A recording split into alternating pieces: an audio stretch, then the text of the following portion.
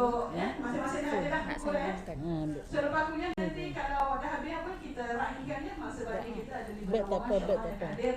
Jangan pulang dulu, kita raikan. Tapi kita bagi semuanya duit sahaja. Barang dia orang tak perlu. Nanti nak cerita. Panjang nak cerita. Jom nanti. Lepas kelas.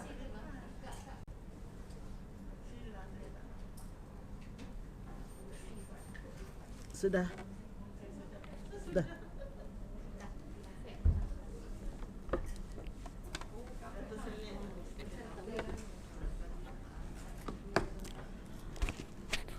Assalamualaikum. Belum ana? Assalamualaikum. Okay. Assalamualaikum warahmatullahi wabarakatuh. Bismillahirrahmanirrahim. Alhamdulillahirabbil alamin wassalatu wassalamu ala asyrafil mursalin wa ala alihi wa sahbihi ajma'in. Allahumma zidna 'ilman nafi'an warzuqna fahman la yazul. Allahumma iftah lana futuhal 'arifin wa faqihna fid din. Allahumma arina al-haqqa haqqan warzuqna ittiba'ah wa arina al-batila batilan warzuqna ijtinabah. Ya Allah, ya Tuhan kami, tunjukkanlah kami yang benar itu benar. Berilah kami taufik dan hidayat untuk mengikuti kebenaran, dan tunjukkanlah kami yang salah itu salah. Berilah kami kekuatan untuk menjauhi kesalahan. Allahumma inna ala zikrika wa syukrika wa hasna ibadatik wal jihad fi sabilik bi amwalina wa anfusina ya Rabb. Allahumma ij'al jam'ana hadha jam'an marhuma wa tafarruqana min ba'dihi tafarruqan ma'suma. Rabbana atina fid dunya hasanah وفي الآخرة حسنة وقنا عذاب النار وقنا عذاب النار وقنا عذاب النار وادخلنا الجنة مع المقربين وادخلنا الجنة مع المقربين وادخلنا الجنة مع المقربين يا عزيز يا غفار يا رب العالمين. وصلى الله على سيدنا محمد وعلى آله وصحبه أجمعين. سبحان ربك رب العزة عما يصفون وسلام على المرسلين والحمد لله رب العالمين. Taqabbalallah minkum. Yang saya kasihi adinda ke anak anda ni, anak anda Puan Salwa. Inilah sudah terlalu lama dah ni. Yang saya kasihi ahli jawatan kuasa, seterusnya yang hadir sekalian, alhamdulillah dengan izin Allah, Allah telah menjemput kita, memberi keizinan kebenaran kepada kita, memilih kita untuk berada di taman syurganya yang sentiasa dinaungi oleh para malaikat rahmat. Mudah-mudahan setiap yang hadir pada pagi ini akan berada di bawah rahmat Allah, akan berada di bawah naungan malaikat pada hari ini. InsyaAllah kehadiran kita ini merupakan satu daripada ibadat, satu daripada amalan yang melayakkan untuk Allah hapuskan dosa-dosa kita. Kita ini dianggap, disebut oleh baginda Rasulullah SAW, humul qaum la yashqa jalisuhum. Ini kumpulan, ini kaum, ini orang-orang, ini insan-insan yang tidak akan celaka siapa yang bersama dengan mereka, duduk dengan mereka. Tidak akan kerugian, tidak akan duka cita. Maknanya siapa saja yang berdamping dengan kita, berkat yang Allah beri pada kita tu akan menjalar kepada orang-orang yang mendampingi kita. Sebab itulah bila ditanya kepada baginda Rasulullah SAW, apa hal dengan yang terdatang? Ada yang bukan sengaja nak datang tapi terdatang kerana sesuatu sebab. Misalnya kerana dia nak ambil kunci yang terbawa oleh maknya yang ada di sini, katakan. Anak dia datang nak ambil kunci saja. Terdatang, termasuk yang terdatang pun akan diampunkan dosa-dosanya oleh Allah SWT hasil menghadiri taman syurga Allah ini. Masya Allah. Syukurlah, alhamdulillah, Allah Ta'ala pilih kita pada pagi ini menjadi insan-insan yang sabar untuk berada dalam majlis ini. Alhamdulillah. Jadi sebagaimana yang disebut oleh Puan Salwa tadi, saya akan membaca lah ya kitab ini. Kalau dalam pengajian yang lepas saya buat secara overall secara sepintas lalu. Tapi oleh kerana permintaan kita baca dengan cara lebih santun, dengan cara perlahan-perlahan untuk kita mendapat manfaatnya, yang mana ini merupakan cita-cita setiap insan yang waras. Ya, siapa saja yang waras, cita-citanya ialah untuk mendapat keridaan Allah, mendapat syurga Allah, dan paling hebat lagi kita mohon kita dapat mengamalkan amalan yang melayakkan kita masuk syurga tanpa hisab, tanpa azab. Ini maknanya kumpulan yang paling top sekali yang kita minta pada Allah. Tidak adalah yang lebih top dari masuk syurga tanpa hisab, tanpa azab. Yang lain masuk syurga juga, tapi dihisab dulu.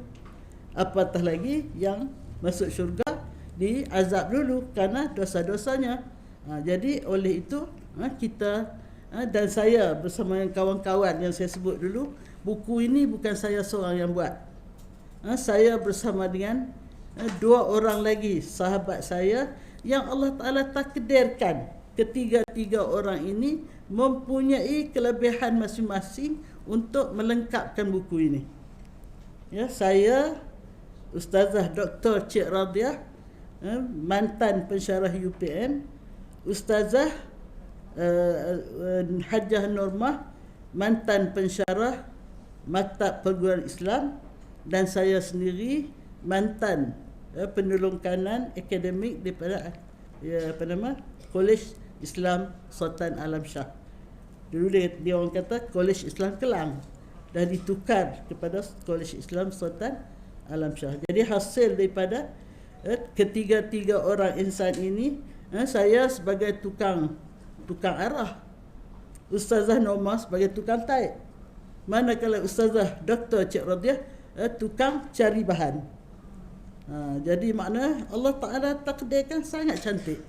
Kebetulan pula kami duduk dekat-dekat. Saya Seksyen 9, Normah Seksyen 9, Radiah Seksyen 7. Dekat-dekat. Jadi semua itu Allah dah atur. Allah beri kemudahan pada kita untuk kita melakukan sesuatu amalan yang sangat disukainya. Kenapa kami pilih untuk menulis? Ialah kerana apabila kita berpindah ke alam baka, kita sudah habis. Nak bersyarah tak boleh dah, nak mengajar tak boleh dah.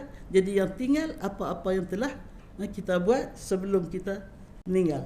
Sebab itu baginda Rasulullah SAW menyebut, idza mata ibnu Adam, apabila meninggal seseorang anak Adam, inqata'a amaluh, terputuslah amalannya, illa min thalath, kecuali dari 3 perkara. Apa dia 3 perkara? Sedekah jariah. Apa itu jariah? Berlari. Apa yang berlari? Pahala yang dia mengalir daripada hasil sedekah dia tu.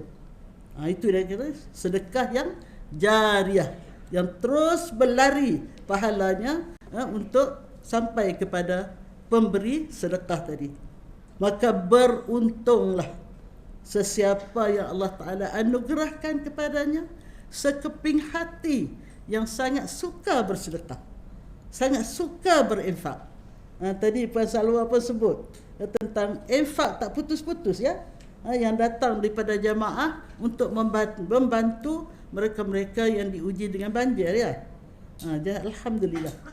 Jadi disebut, Allah sendiri sebut, Nabi juga sebut, adalah beruntung siapa-siapa yang yuqa syuhha nafsi, dijaga, dipelihara, diselamatkan dari kedekut, dari bakhil. Maknanya dia diberi sekeping hati yang pemurah, yang suka bersedekah. Maka orang ini adalah orang-orang yang beruntung, yang bertuah, kerana sedekahnya itu akan menemaninya, akan menjadikannya insan yang mulia di dunia ini, dan akan berada dalam keadaan yang mulia di akhirat nanti, insya-Allah. Jadi buku ini kami harapkan menjadi sedekah jariah walaupun kami sudah tiada di dunia ini, ya. Dulu saya baca satu syair. Tak payah baca kot, nak baca balik kah? Dah dengar dah tu.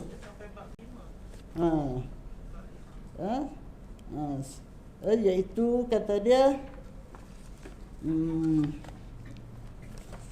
ini syair yang menarik juga, ya. Dia kata wal khattu yabqa zamanan ba'da katibih. Tulisan itu akan berkekalan berzaman-zaman selepas penulisnya.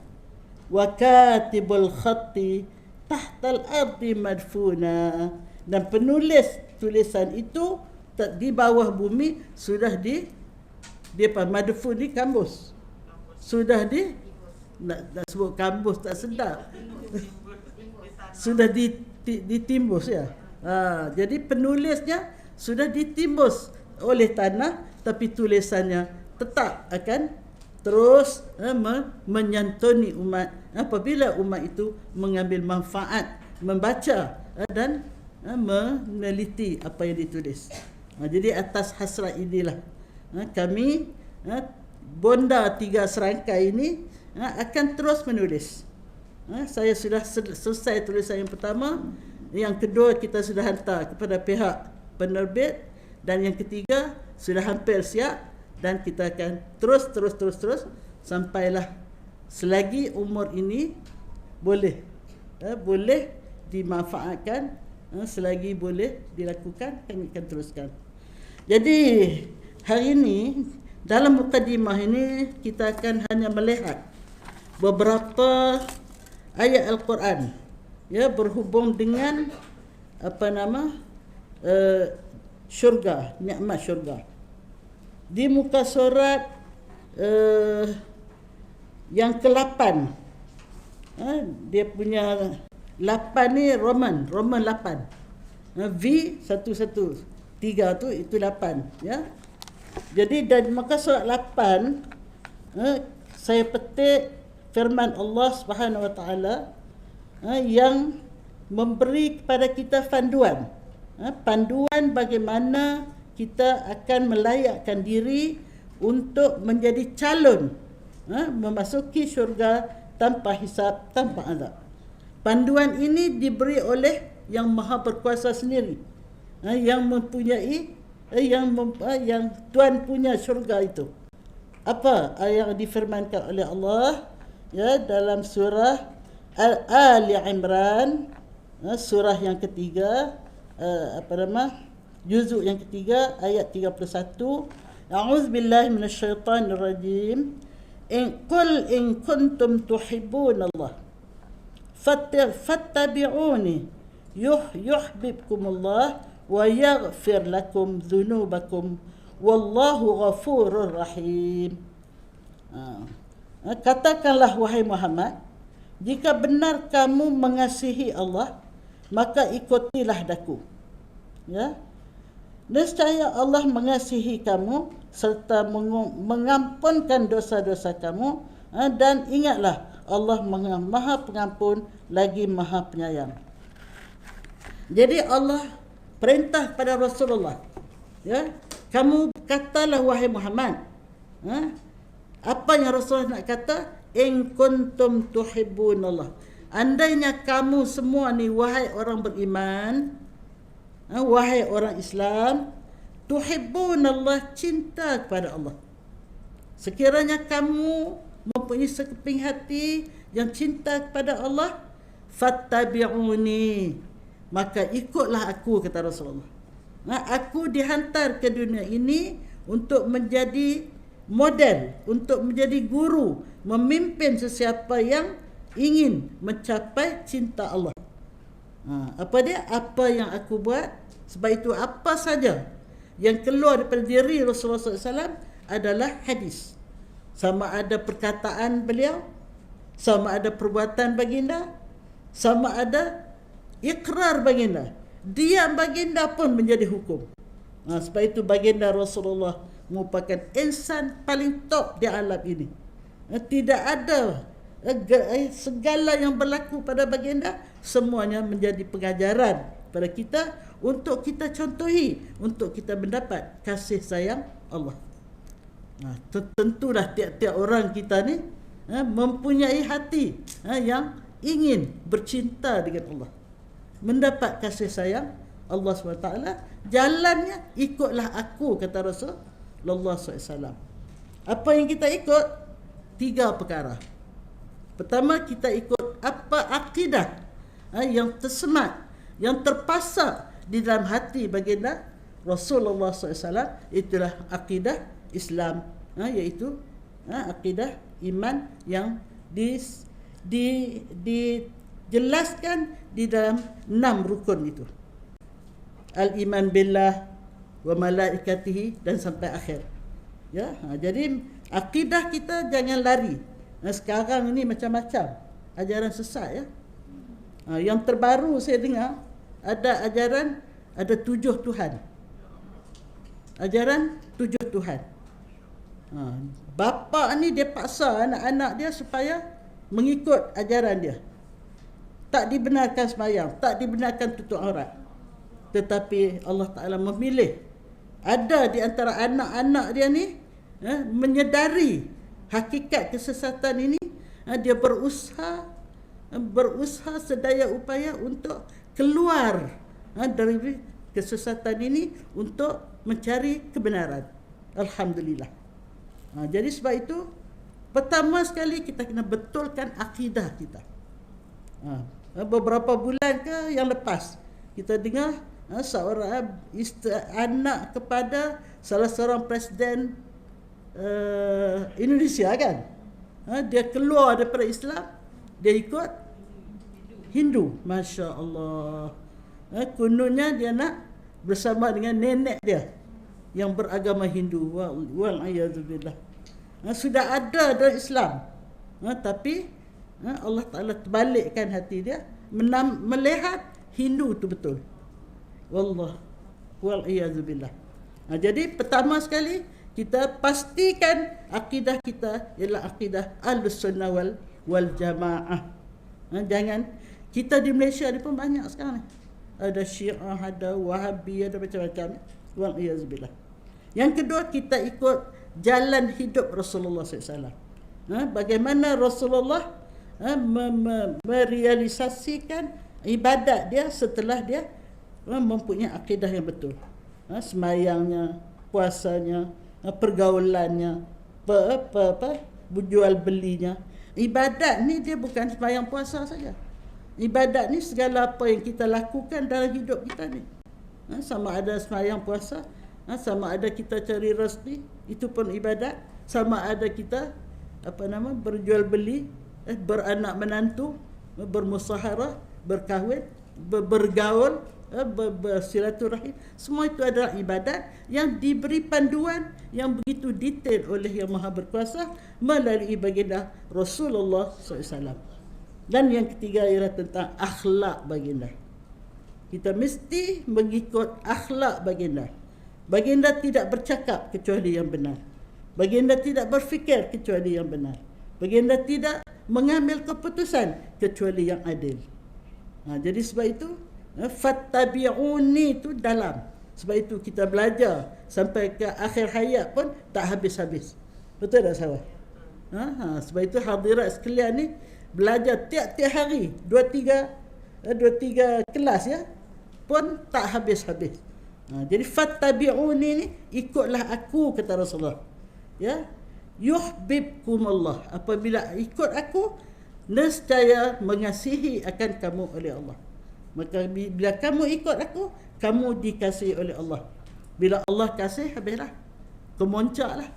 Kalau manusia kasih belum tentu, ya. Tapi bila Allah kasih, alhamdulillah. Apa tanda Allah kasih kita? Sejauh mana kita kasih Allah, sejauh itulah Allah kasih kita. Apa tanda Allah ingat kita? Sejauh mana kita ingat Allah, sejauh itulah Allah ingat kita. Jadi sebab itu kita boleh tanya diri kita, adakah Allah kasih aku? Tanyalah, adakah aku kasih Allah? Sebab kasih ni dia timbal balik. Dia tak boleh sebelah. Kasih sebelah dia tak jadi. Tepuk tangan sebelah tak berbunyi. Dia kena dua belah. Dan Allah isytihar. Kalau kamu kasih pada aku, kamu datang kepada aku seinci, aku datang kepada kamu sejengkal. Kamu datang kepada aku sehasta, aku datang kepada aku sedepah. Kamu datang kepada aku berjalan, aku datang kepada kamu berlari. Masya Allah. Begitulah hebatnya yang maha pengasih lagi maha penyayang kepada hamba-hambanya. Sebab itulah bila ada hamba Allah, umat Rasulullah masuk neraka, Allah Ta'ala suruh pergi tanya berkali-kali. Kalau ada amalan baik yang dia lakukan, untuk Allah jadikan sabab untuk dia diberi kemaafan dan dimasukkan ke syurga. Saya banyak kali dah cerita hadis tu. Ingat tak? Bila satu orang diarah oleh Allah bawa ke neraka setelah timbangan amalannya berat sebelah kiri, ketika malaikat sedang membawa dia ke neraka, Allah suruh panggil balik. Cuba tanya dia, adakah dia pernah berada di majlis seorang alim? Tak ada. Adakah dia pernah berjalan selangkah dua langkah dengan orang alim? Tak ada. Adakah dia makan sesuap dua suap dengan orang alim? Tak ada.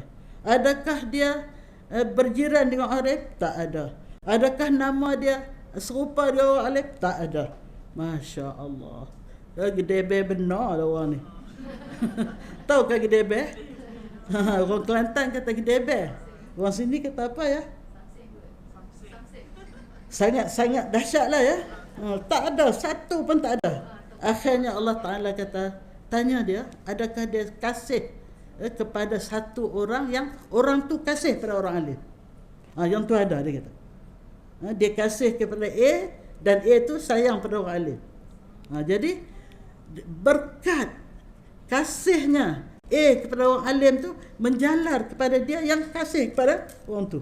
Jadi itu pun satu kebaikan ya. Dan Allah kata, aku maafkan dia, masukkanlah dia ke syurga. Begitu sekali Allah nak supaya semua umat, semua makhluk dia masuk syurga. Sebab itu Rasul ijtihad, kullu ummati yadkhulunal jannah. Semua umatku semua boleh masuk syurga. Berapa ramai umat Rasulullah? Illa man kemudian sahabat, illa man aba. Rasulullah kata kecuali mereka yang enggan. Rupanya ada orang yang tak mau masuk syurga. Sahabat ni pelik, bertanya, wa man ya'ba ya Rasulullah? Siapa yang enggan ya Rasulullah? Jawab baginda, man ata'ani dakhalal jannah wa man asani faqad aba. Siapa yang taat mengikut ajaran yang aku bawa, maka dia adalah ahli syurga, akan masuk syurga. Dan sesiapa yang engkar, tidak mau mengikut ajaran yang aku bawa, dia sudah menempah tempat di dalam neraka. Sebab itu untuk ke syurga atau ke neraka, Allah bagi kita pilihan. Wa qulil haq min rabbikum. Katakanlah Muhammad, kebenaran itu dari Tuhan kamu. Faman syaa'a falyu'min wa man syaa'a falyakfur. Siapa nak, sila beriman. Tempat dia ke syurga. Dan siapa yang tak mau, dia kufur, maka dia telah pilih sendiri untuk ke neraka. Sebab itu tepuk dada, tanya selera. Jawabnya nasi lemak. Sekejap lagi dapat nasi lemak free. Tak payah. Mama tak minum. Mama puasa. Jadi kita tak boleh tepuk dada tanya selera. Tepuk dada tanya hati kecil. Hati kecil ini kasih pada Allah ke? Kasih pada Rasulullah ke? Ataupun kasih pada dunia? Sebab kebanyakan manusia cintakan dunia. Hubbud dunya wa karahiyatul maut. Cinta dunia dan benci mati. Wal iyazubillah. Tak boleh hurailah. Kau huraiat tu habislah. Jadi maknanya fattabi'uni, ikutlah aku, kata Rasulullah, yuhibbukumullah, nescaya akan mencintai kamu oleh Allah, wa yaghfir lakum, Bukan takat Allah sayang, Allah ampunkan kepada kamu segala dosa-dosa. Wa yaghfir lakum dzunubakum, dan mengampun kepada kamu akan dosa-dosa kamu. Sebab Allah tahu hamba dia yang bernama manusia ni la yakhlu anil khata' wan nisyan. Tak sunyi daripada salah dan silap dan lupa, lalai dan sebagainya. Jadi sebab itu ada sajalah tertengok benda haram, tercakap benda yang salah, terdengar benda yang tak betul. Bukan nak dengar benda tak elok, tapi ada orang buat ketupat, dia terdengar ketupat yang dibuat oleh dua orang tadi. Maka ke telinganya pun terbuat benda yang salah, termakan benda yang tak betul dan sebagainya. Sebab itu kita kena jaga anggota 7. Ingat tak? Kita ni anggota banyak, tapi yang 7 ni lah yang selalu buat salah. 3 di atas, 3 di tengah, 1 di bawah. Apa yang 3 di atas? Mata, mulut, telinga. Apa yang 3 di tengah? Perut. Masuk yang halal ke yang haram. Yang kedua tangan. Buat tangan ni menjamah yang haram ke yang halal, mencuri ke, bersedekah ke. Dan satu lagi itu pun menjadi sebab untuk dimurkai Allah. Dan satu yang di bawah ialah kaki. Guna datang ke masjid ke ataupun pergi ke night club. Guna datang ke tempat ibadat ataupun ke tempat maksiat. Jadi sebab itu diberi panduan pada kita bagaimana kita nak menghapuskan dosa anggota 7. Amallah 7 kalimah. Apa dia 7 kalimah? La ilaha illallah Muhammadun Rasulullah. Sikit je. La ilaha illallah Muhammadun Rasulullah. 7. Amal 7 kalimah, Allah hapuskan dosa 7 anggota, insya-Allah. Jadi banyak-banyaklah. Sambil tomeh kari la ilaha illallah Muhammadur Rasulullah, sambil menyapu la ilaha illallah Muhammadur Rasulullah. Benda tu kita dah ada dalam diri kita kan. Cuma kita tahu tak tahu sejauh mana khasiatnya, sejauh mana hebatnya hasil daripada ucapan la ilaha illallah Muhammadur Rasulullah. 7 kalimah menghapuskan dosa 7 anggota. Ini dalam kitab Imam Ibn Qayyim yang kita duk baca selalu tu. Jadi seterusnya, Wallahu ghafurur rahim, dan Allah isytiharkan, dan Allah Maha Pengampun dan Maha Penyayang. Jadi ayat ini ialah ayat yang diberi panduan oleh Allah sendiri bagaimana kita berusaha melayakkan diri untuk menjadi insan yang dikasihi oleh Allah, diampuni oleh Allah, dan layak mendapat syurga Allah, insya-Allah. Seterusnya ayat yang kedua yang kami pilih ialah a'udzubillahi minasyaitanirrajim. Ya ayyuhalladzina amanu ruk'u wasjudu wa'budu rabbakum waf'alul khair la'allakum tuflihun. Jadi di sini ada tanda masjid tu kita sunat sujud. Bila tak sujud kita buat apa? Kita baca subhanallah walhamdulillah wa la ilaha illallah wallahu akbar. Takkan nak sujud sekarang ni kan? Dia kena sujud serta-merta. Lepas baca ayat ni terus sujud. Itu sunat. Tapi bila tak dapat, kita gantikan dengan subhanallah walhamdulillah wa la ilaha illallah wallahu akbar ya. Jadi Allah berfirman, ya ayyuhallazina amanu. Ini seruan yang sangat lembut. Ya Allah tujukan kepada kekasih-kekasih. Kadang-kadang Allah sebut ya ayyuhan nas kan. Tapi di sini ya ayyuhallazina amanu, wahai mereka-mereka yang beriman. Irka'u, rokoklah kamu. Wasjudu, dan sujudlah kamu. Wa'budu, dan beribadatlah kamu. Sembahlah kamu Rabbakum, akan Tuhan kamu.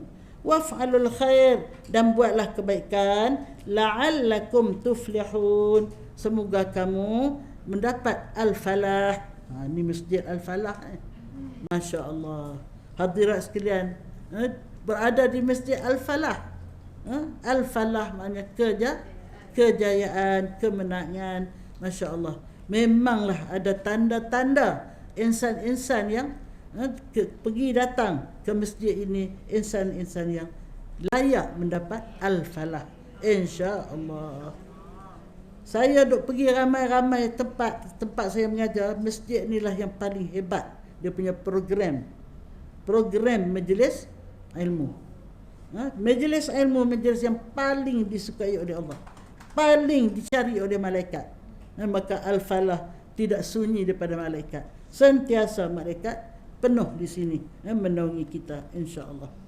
Jadi dalam ayat ini menggambarkan kita supaya kita banyak rokok, maksudnya semayanglah, banyak rokok, banyak sujud, banyak mengabdikan diri kepada Allah. Wa'budu tu dia luas. Mengabdikan diri pada Allah ini luas. Sebenarnya bagi orang yang pintar, dia boleh jadikan setiap detik umur dia ibadat. Dia bangun tidur, dengan ucapan Alhamdulillahillazi ahyana ba'dama amatana wa ilaihin nusyur. Dia sudah dapat pahala yang begitu hebat kerana dia bersyukur, dia sedar bahawasanya dia bangun daripada tidur itu adalah anugerah yang sangat hebat daripada Allah untuk memberi kepadanya peluang untuk meneruskan mencari bekalan untuk bertemu dengan Allah SWT. Maka dia bangun dalam nawaitu untuk beribadat. Dia terus pergi membersihkan diri, mengambil wuduk dan sebagainya, semayang sebagainya, bersiap pakai baju nak datang kelas. Masya Allah, itu semua ibadat. Jadi sebab itu wa'budullah, beribadatlah kamu kepada Allah, kepada Tuhan kamu. Kenapa Allah tak ada Rabb, guna Rabb? Allah Ta'ala tak guna khaliqakum kan, dan sebagainya. Karena Rabb ni memberi arti Allah itu yang memulakan kehendak untuk menjadikan kita, kemudian menjadikan kita, kemudian memelihara kita, menjaga kita, memberi segala keperluan kita, makan, minum, rezeki dan sebagainya. Dan last sekali Allah panggil balik kepada dia untuk dia beri suatu kenikmatan yang terus menerus dan tidak ada mati lagi. Itu Rabb. Kalau ilah, wa ilahukum ilahun wahid, Tuhan kamu yang kamu sembah ialah satu. Mana ilah, Tuhan yang disembah. Kalau Rabb, alhamdulillahi rabbil alamin, maka Tuhan yang mentarbiah. Saya suka terjemah mentarbiah. Bila tarbiah ni dia start daripada tak ada, diadakan dan dijaga sepanjang masa. Kita ni nak keluar satu kalimah pun dengan izin Allah, nak bergerak sikit pun dengan izin Allah. Sebab itu kata Syekh Ata'ullah As-Sakandari, setiap nafas kamu adalah wadah. Wadah tu maknanya bekas, ya. Sama ada kamu isi dengan kebaikan ataupun kamu isi dengan kejahatan. Maknanya Allah membuat perkiraan untuk setiap nafas kita. Maka nafas yang Allah, yang hadirat sedang bernafas sekarang ini, nafas-nafas yang menambah kebaikan. Nafas berada di majlis ilmu, nafas berada di taman syurga. Maka nafas ini nafas-nafas yang melakukan kebaikan. Lepas ini tak tahulah, pergi pasar tu macam mana, kita ingat Allah dalam masa di pasar, pergi ke tempat kerja, pergi ke pejabat, pergi semuanya. Maka kita kena mengira, menghisap diri kita nafas by nafas. Jangan kata minggu ni aku buat apa, minggu depan buat apa, tak. Allah hisap kita nafas demi nafas.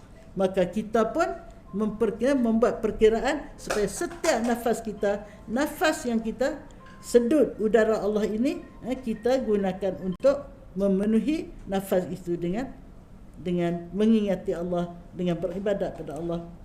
Maka wali-wali Allah, dia diam dia tu bukan diam saja-saja. Diam dia tu diam mengingati Allah. Kita kalau diam tu diam sungguh. Diam sungguh. Tapi wali-wali Allah, diam dia tu tidak ada satu saat pun diam sesaja, tetapi diam dengan mengingati Allah. Sebab itu Allah wasiat kepada Rasulullah untuk disampaikan pada kita 3 perkara. Jadikanlah kamu diam berfikir. Fikir tentang kebesaran Allah di dunia, fikir tentang nasib kita di akhirat. Bila bercakap kamu, percakapan itu menjadi zikir. Bukan mesti subhanallah, alhamdulillah saja. Kita gerak anak kita bangun sembahyang, itu zikir. Kita tanya khabar, kawan-kawan kita sihat ke tak sihat, itu zikir. Kerana tujuannya untuk menghubungkan kasih sayang silaturahim. Kita bertanya khabar. Kita halau kucing, jangan buang najis dalam rumah kita, itu zikir. Kerana kita nak mengelakkan rumah kita daripada najis.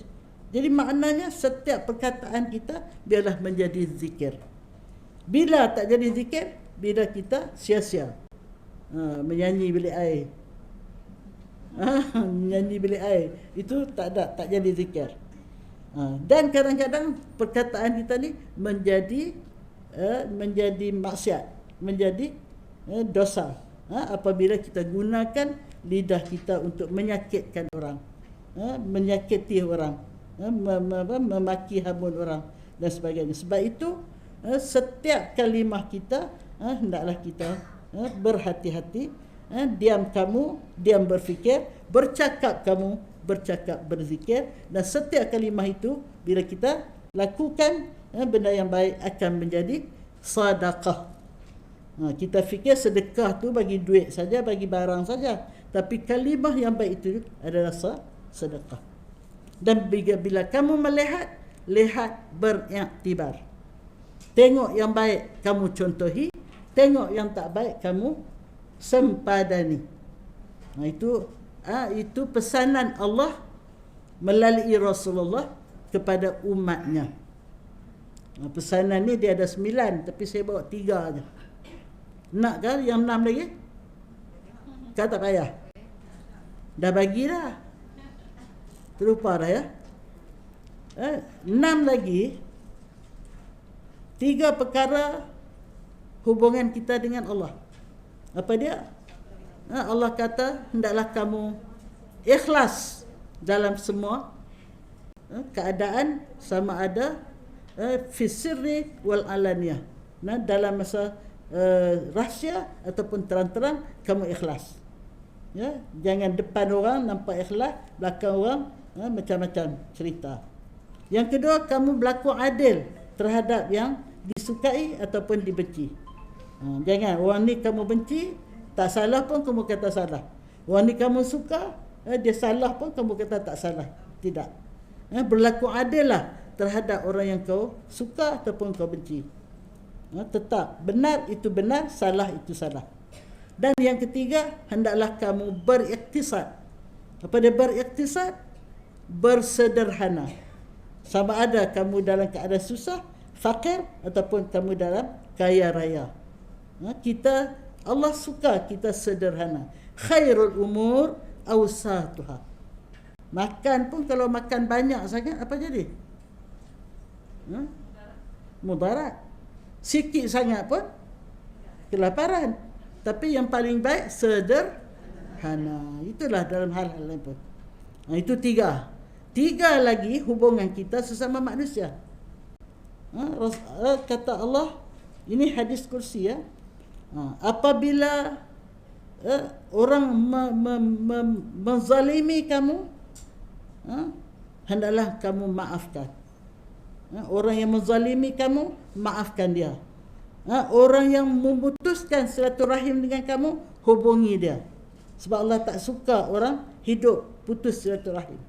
Dan apabila orang itu bakhil kepada kamu, kamu pemurah dengan dia. Saya bagi terjemahan terus je lah. Itu. Jadi semuanya 9. 3 hubungan kita dengan Allah, 3 hubungan kita dengan sesama manusia, 3 hubungan kita dengan diri kita sendiri yang tadi. Diam kamu diam berfikir, melihat bercakap kamu berzikir, dan melihat kamu beriktibar, ya. Jadi yang dikatakan wa'budu rabbakum tu, beribadatlah kamu pada Tuhan kamu itu, ialah ibadat yang luas. Kalau malaikat boleh beribadat 24 jam, kita pun boleh beribadat 24 jam. Sebab itu naumul alim ibadah. Tidurnya orang yang berilmu tu ibadat. Sebab dia tidur untuk berehat, untuk bangun, meneruskan usaha menyebarkan ilmu, mencari ilmu, mengamalkan ilmu dan sebagainya. Begitu ya, naumus saim ibadah. Tidur orang yang berpuasa tu ibadat. Orang puasa, dia puasa masa jaga je kan. Masa lena pun dia puasa juga kan. Apatah lagi lena. Jadi sebab itu orang yang berpuasa itu pun tidur dia pun ibadat. Jadi maknanya kalau kita pandai, kita boleh melakukan ibadat setiap detik hidup kita. Tidur kita pun ibadat, apatah lagi jaga kita. Waf'alul khair. Di sini luas. Sebab itu ini merupakan salah satu ayat menjadi hujah kepada orang-orang yang mereka cipta mengadakan sesuatu amalan yang baru yang tak dilakukan oleh Rasulullah SAW. Contohnya sambut Maulidur Rasul. Ada orang mengatakan tak boleh sambut sebab Rasul tak buat. Tapi ada orang mengatakan, Allah kata buatlah kebaikan. Melalui sambutan Maulidur Rasul ni, kita boleh hidupkan balik apa dia ajaran-ajaran Rasul yang banyak sudah dilupakan, untuk kita hidupkan semula, hayati semula, untuk kita amalkan.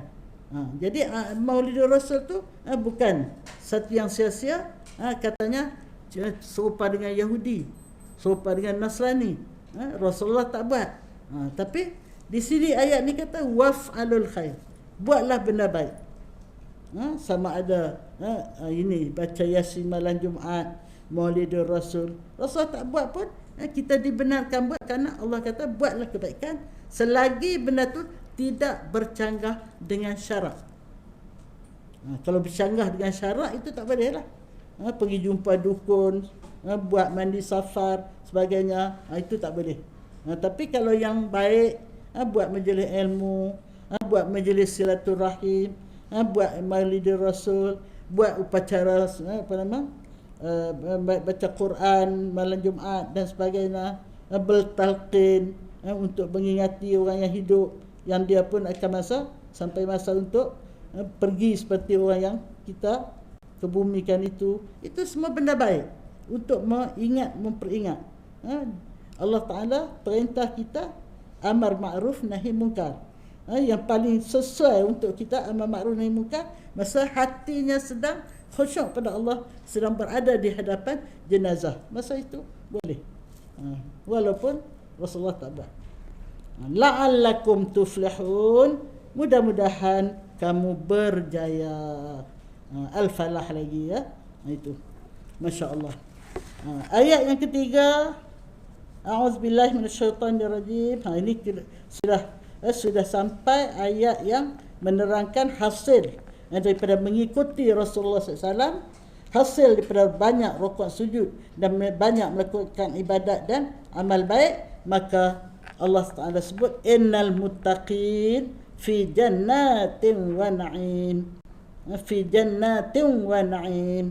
Ini kenapa betul ni ahli tajwid hebat ni ya. Ustazah baca ayat tak betul tajwid macam mana ya. Innal muttaqin, sesungguhnya orang yang bertakwa. Bila ada dua sifat dalam ayat tadi, kita sudah digelar orang yang bertakwa.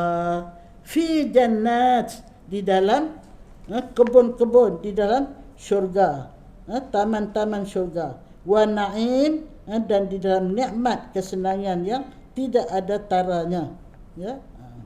Fakihin bima atahum rabbuhum, ya, mereka bersenang lenang dengan apa yang dikurniakan oleh Tuhan kepada mereka, ya. Wa waqahum rabbuhum azabal jahim, dan mereka dipelihara Tuhan dari azab neraka, ya, dari azab neraka. Kemudian kulu washrabu hani'an bima kuntum ta'malun. Dikatakan kepada mereka, makanlah dan minumlah kamu akan makanlah dan minumlah kamu akan makanan dan minuman yang lazat serta baik kesudahannya.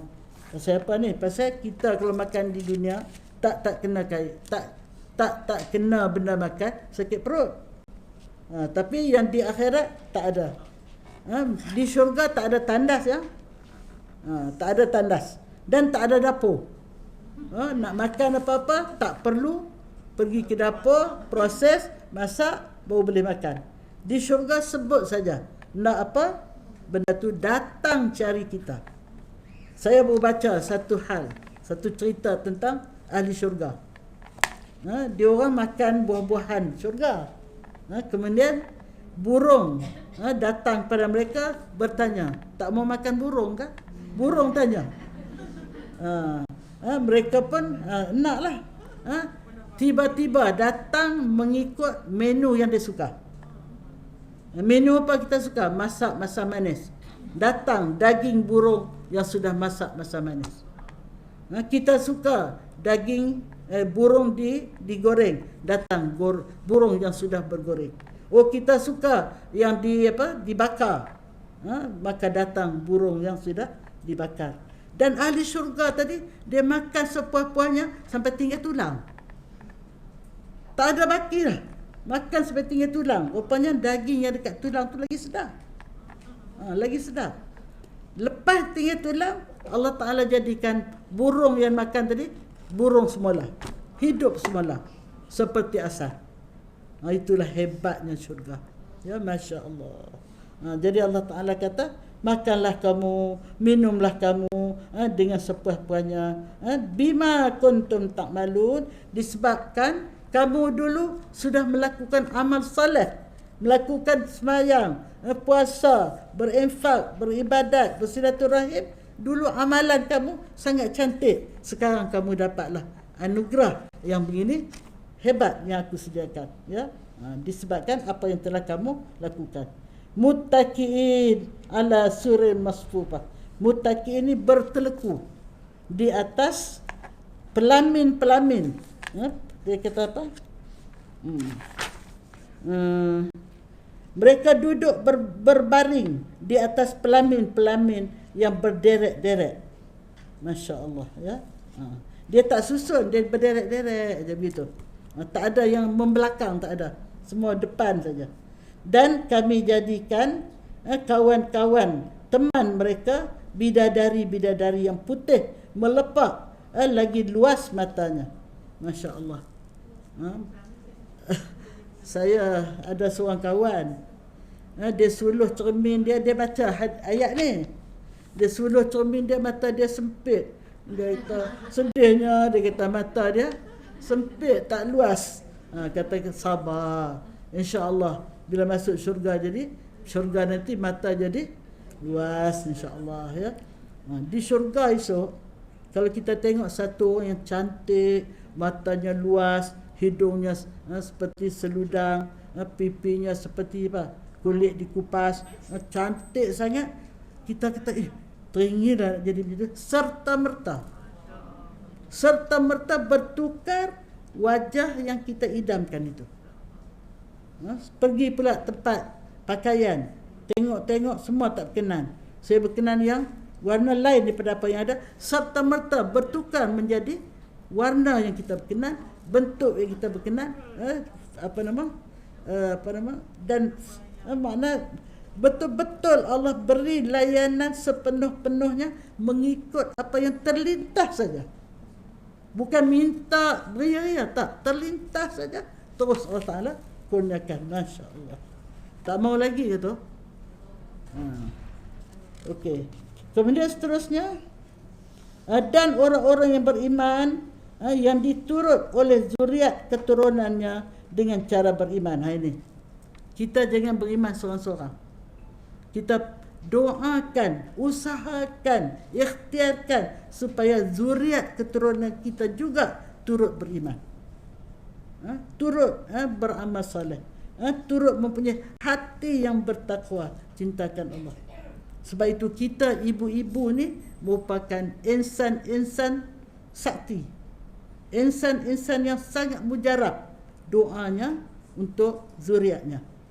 Sebab itu kalau seboleh-bolehnya kita nak zuriat yang baik ini, bila kita nak start? Bila nak start sarwa? Mana sarwa? Dah tutup hidung, dah tak kenal dah. Kita nak dapat zuriat yang baik ni bila start? Sebelum mencari pakwa. Pastikan kita punya pakwa tu pakwa yang beriman dan bertakwa. Barulah kita akan mendapat zuriat yang baik. Tapi kalau terjumpa, kadang-kadang tu tak sengaja pun terjumpa kan, tiba-tiba berjumpa dalam kuliah, terberkenan. Jadi andainya lah kita dapat yang tak seberapa, kita banyaklah doa, semoga kita pasangan ini pasangan yang bertakwa, minta pada Allah supaya suami kita pun jadi suami yang bertakwa, insya-Allah dapat keturunan yang bertakwa. Sebab keturunan yang bertakwa ni akan bersama dengan kita di syurga nanti. Kalau di dunia kita suka hidup berkeluarga, makan bersama, berjalan bersama, ini bawa anak ni datang ni bagus ni sangatnya, ya, duduk depan pula tak apa, dia tidur pun tak apa, dia sudah dapat barakah berada dalam jadi majlis ilmu, ya. Tak apa. Jadi semua ni di akhirat besok, kita ni di antara anak beranak kita ni, ada yang amalan dia banyak, ada yang kurang, ada yang sedikit. Nak ikut hak mana? Kalau duduk sekali, dia ikut yang paling banyak. Kalau bapa tak kuat amalan dia, tiba-tiba anak ni dengan hafaz Qurannya, dengan tahajudnya, dengan witirnya, dengan apa semua, anak duduk tempat yang istimewa, dia angkat bapaknya ke tempat istimewa, angkat ibunya ke sana, dia angkat adik-beradiknya ke sana. Itulah hebatnya Allah. Kemudian seterusnya, kami hubungkan ataupun himpunkan zuriat keturunannya itu dengan mereka di dalam syurga, dan kami dengan itu tidak mengurangi sedikit pun daripada pahala amal-amal mereka. Maksudnya kalau kita nak bawa seramai mungkin keluarga kita untuk bersama kita, yang mana kita itu di antara yang paling top dia punya bekalan hidup, tak dikorang pun. Katalah kalau nak bawa ramai-ramai, kita diturunkan, dia tak ada, ya. Itulah hebatnya. Kalau di dunia kita duduk hotel 5 bintang, tiba-tiba ramai nak join, tak larat bayar, turun ke hotel 4 bintang. Kan diturunkan sebab tak mampu nak bayar, ramai sangat nak join. Tapi di akhirat tak ada, tak dikurangkan sedikit pun amalan orang yang akan membawa keluarganya bersamanya di dalam syurga. Kemudian kata dia, tiap-tiap seorang manusia terikat dengan amal yang dikerjakannya. Jadi sebab itu tiap-tiap amalan, tiap-tiap apa yang kita nak lakukan, pastikan ianya diredai oleh Allah, disenangi oleh Allah, kerana semua itu akan tidak akan lepas daripada kita. Dia punya rekod amalan itu kita tak dapat nafikan. Andainya kita lakukan benda yang tidak baik di dunia ini, semuanya ada dalam rekod yang ditulis oleh Raqib dan Atid, ya. Sebabnya kemudian ke berapa hari kita ya? Dah 11:05 minit. Kita last kali lah. Last kali. Rasulullah kata al-kayyis man dana nafsu lima ba'dal maut. Orang yang cerdas, orang yang pintar, orang yang cerdik ialah orang yang menghitung-hitung dirinya untuk melakukan amal soleh, mengikut syariat untuk hidup selepas mati. Dan orang-orang yang lemah, yang bodoh ialah orang yang tunduk di bawah kehendak nafsunya dan mereka meletakkan harapan kepada Allah. Ini hadis sahih riwayat Tirmizi. Maknanya kita pilih nak jadi orang cerdik kan nak jadi orang bodoh. Kalau orang cerdik, kita berkira-kira supaya kita dapat menggunakan segala anugerah Allah kepada kita untuk bekalan alam akhirat, hidup yang kekal abadi. Kalau kita ikut hawa nafsu saja, apa nafsu kata, yes, kita buat benda yang Allah larang. Hawa nafsu ni banyak amarah bisu, dia menarik kita pada kejahatan. Jadi sebab itu jangan ikut nafsu, ikut iman. Jadi dan orang ikut nafsu ni pun dia kata saya pun nak masuk syurga, Allah Ta'ala akan ampun saya, Allah Ta'ala kan maha pengampun, maha penyayang. Itu angan-angan yang tak mempunyai alasan yang sahih. Dan last kali, bukan last kali, ada dua lagi. Sikit lagi boleh ya? Sikit lagi. Kita baca terjemahannya saja. Allah berfirman, sesungguhnya kami telah aturkan cara mencipta manusia bermulanya dari air mani yang bercampur dari pati benih lelaki dan perempuan. Ini Allah Ta'ala nak cerita sejarah kita ni daripada mula dan di mana akhirnya. Serta kami tetap mengujinya dengan kewajipan-kewajipan. Apabila dia lahir, Allah bagi tanggungjawab untuk beriman dan beramal soleh, untuk berjihad fisabilillah. Oleh sebab itu, maka kami jadikan dia dengan berkeadaan mendengar, melihat, ya. Jadi pendengaran kita, penglihatan kita adalah menjadi modal untuk kita mencari kebenaran dan mengamalkan kebenaran.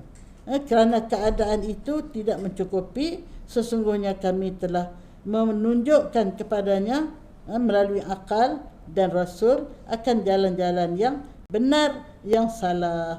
Jadi dengan melihat, dengan mendengar tak cukup. Maka Allah hantar Nabi, Allah hantar Rasul untuk kita mendapat panduan yang lebih jelas, lebih tepat. Maka terserahlah kepadanya, sama ada ia bersyukur, terserahlah kepadanya sama ada ia bersyukur dengan beriman dan taat, ataupun ia berlaku kufur dengan mengingkari kebenaran atau menjadi jahat.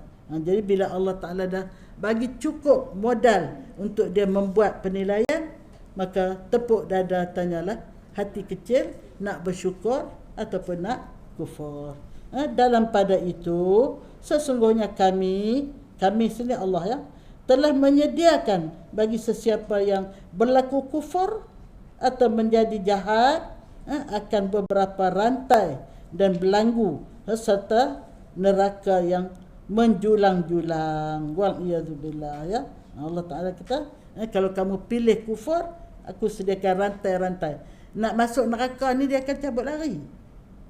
Siapa nak masuk neraka kan? Sebab itu kena rantai ahli neraka ni untuk dihumbankan ke neraka. Wa'iyadzubillah.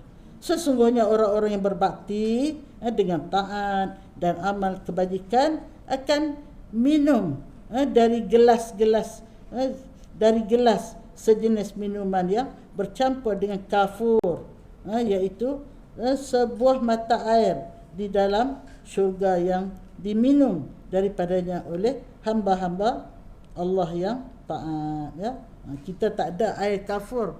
Air kafur dunia ni orang makan sirih. Tapi di akhirat ada sungai kafur yang sangat lazatnya. Kemudian seterusnya mereka boleh boleh mengalirkannya di tempat-tempat tinggal mereka dengan aliran yang semudah-mudahnya menurut kemahuannya. Masya Allah. Kita pergi minum air sungai Kafur, rasa lazat. Kita nak sungai tu pergi ke istana kita. Allah Ta'ala akan pindah. Istana kita sudah datang sungai Kafur.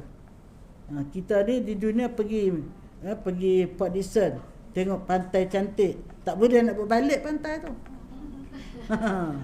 Tapi di syurga tengok pantai cantik, saya naklah pantai tu bawang datang ke istana kita. Di akhirat tak ada dah rumah, semua istana. Orang yang paling low di syurga pun, yang paling rendah kedudukan di syurga pun, kata Rasulullah, seperti dunia ini 10 kali ganda. Dia punya luas, dia punya besar. Dan last kali sabda Rasulullah SAW yang bermaksud, Tuhanku yang Maha Suci menjanjikan kepadaku untuk memasukkan 70,000 umatku ke dalam syurga tanpa hisab dan tanpa azab. 70,000 daripada umat Rasulullah SAW. Banyak kan? Tak banyak. Sebab sekarang ni pun tahun 2022 ni pun penduduk seluruh dunia ni 7 bilion. 7 bilion mengikut setengah statistik kan. Jadi kalau 70,000 daripada 7 bilion hari ni, tahun ni, yang akan lahir lagi tu berapa banyak? Yang telah mati pun berapa banyak? Jadi 70,000 tak banyak. Jadi akan masuk syurga sebanyak 70,000 tanpa hisab, tanpa azab. Dan bersama setiap 1,000 orang daripada mereka itu ada 70,000 lagi. Maknanya setiap 1,000 orang tu, setiap 1,000 orang akan bawa 70,000 lagi. Jadi 70,000 kali 70,000 jawabnya 4.9 juta. Ya, 4.9 juta. Ditambahkan lagi dengan 3 kali cedokan Tuhanku Azza wa Jalla. Kita ada penyedok ni, penyedok. Bila kita cedok, apa banyak mana boleh muat? Sikit. Tapi penyedok Allah bercakap dengan bahasa yang kita faham. Jadi penyedok Allah tu, Allah sajalah yang tahu banyak mana boleh muat. Mudah-mudahan kalau kita tak termasuk dalam 4.9 juta tu pun termasuk dalam penyedok tadi. Akan dicedok 3 penyedok tambah pada 4.9 juta tu. Insya-Allah. Inilah antara yang tercatat dalam mukaddimah buku ini. Insya-Allah dalam pengajian akan datang kita akan masuk bab yang pertama yang menerangkan tentang nikmat syurga dalam Al-Quran dan dalam Al-Hadis. Jadi hari ini setakat ini sajalah dulu ya. Jadi nampak ni ada Assalamualaikum warahmatullahi wabarakatuh. Mohon didoakan kepada Puan Rohana alias ya, AJK Muslimat yang kurang sihat. Semoga Allah kembalikan kesihatannya dan keafiatannya. Insya-Allah, amin, insya-Allah. Jadi Puan Rohana ya, AJK kita ya. Dia tak sihat, sakit apa dia? Oh, sakit perut. Sakit dalam perut ni, masya-Allah ya. Di antara penyakit yang melayakkan dia kalau apa-apa hal ya, syahid akhiratnya. Wal-iyazubillah, minta dia sihatlah ya. Jadi setakat itulah saja perbincangan kita tentang laluan mudah ke syurga tanpa hisab, tanpa azab sebagai mukaddimahnya pada hari ini. InsyaAllah kita akan sambung pada pengajian yang akan datang. Sekianlah saja. Wabillahi taufiq wal hidayah. Wassalamualaikum warahmatullahi wabarakatuh.